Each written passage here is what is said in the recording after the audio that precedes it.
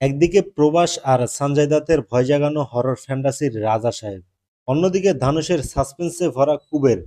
দুটোই কি তাহলে হতে যাচ্ছে ব্লকবাস্টার? তাহলে চলুন আজকের ভিডিও শুরু করা যাক। ওয়েলকাম টু আপনাদের প্রিয় চ্যানেল ফিল্মি বাঙালি। আজকের আলোচনায় থাকছে ধানুষ, প্রভাস, সঞ্জয় দত্ত, নাগার্জুন আর রাশ্মিকা মান্দানা দুইটা বড় সিনেমার ট্রেইলার ও টিজার রিভিউ। পুরো ভিডিওটি দেখুন আর সাবস্ক্রাইব করতে ভুলবেন না। প্রথমে আসা যাক রাজা সাহেবের টিজার নিয়ে। প্রভাস ও সঞ্জয় দত্তের হরর ফ্যান্টাসি ড্রামা এই মুভির টিজারে রয়েছে রাজকীয়তা, আতঙ্ক আর ভৌতিক আবহাওয়া।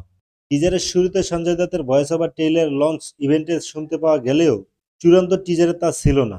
এটা কেবল মার্কেটিং কৌশল নাকি অন্য কিছু সেটা সময় বলবে। সঞ্জয় দত্তকে এই টিজারে এক প্রাক্তন রাজা হিসেবে দেখা যাচ্ছে, যার আত্মা এখনো রাজপ্রাসাদে ঘোরাফেরা করে। তার চরিত্রটি ভয় দেখায় কিন্তু সেই সাথে কৌতূহল জাগায়। কিছুদিন আগে সঞ্জয় দত্তের একটা মুভি এসেছিল, দি ভূতনি এই নামে। এই মুভিতে তিনি ভূত তাড়িয়েছেন, কিন্তু এবার তিনি নিজেই ভূত। রাজা সাহেব এই মুভিতে হরর ছাড়াও থাকবে ফ্যান্টাসি, কিছুটা কমেডি এবং অবশ্যই প্রভাসের স্টাইল।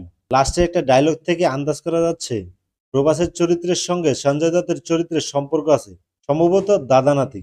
টিজারে ভিএফএক্স ও সিজি হাউস ডিজাইন নজর কাড়ার মতো ছিল, যদিও কিছু সিজিআই একটু নকল লাগছে।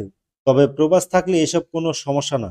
সালারের সিরিয়াস লুকে প্রভাসকে দেখার পর এবার তার হালকা মেজাজের কমেডি রোমান্টিক রূপ দর্শকদের নতুন এক অভিজ্ঞতা দেবে। এই মুভিটি মুক্তি পাবে ডিসেম্বরের 5 তারিখে। আর টিজারটা কিন্তু ইতিমধ্যে এই মুভির হাইপ বাড়িয়ে দিয়েছে। এবার আসি ধানুষ, নাগার্জুন ও রাশ্মিকা মান্দানা অভিনীত কুবের মুভির ট্রেলারে। এই সিনেমার সবচেয়ে বড় চমক এর ট্রেলার, কারণ ট্রেলার দেখেও মুভির স্টোরি কোনো কিছুই বোঝা যাচ্ছে না। ধানুষের চরিত্র একজন ভিখারির মতো, যাকে অস্বাভাবিকভাবে অনেক টাকা দেওয়া হচ্ছে। কেন, কে দিচ্ছে, কি উদ্দেশ্যে, তা তো মুভি দেখলে বোঝা যাবে। নাগার্জুন সম্ভবত একজন সরকারি অফিসার, যিনি ধানুষকে একটি বিশেষ মিশনের জন্য ট্রেন করতেছে। মনে হচ্ছে এতে কোনো বড় ধরনের ফিনান্সিয়াল ফ্রড জড়িত আছে।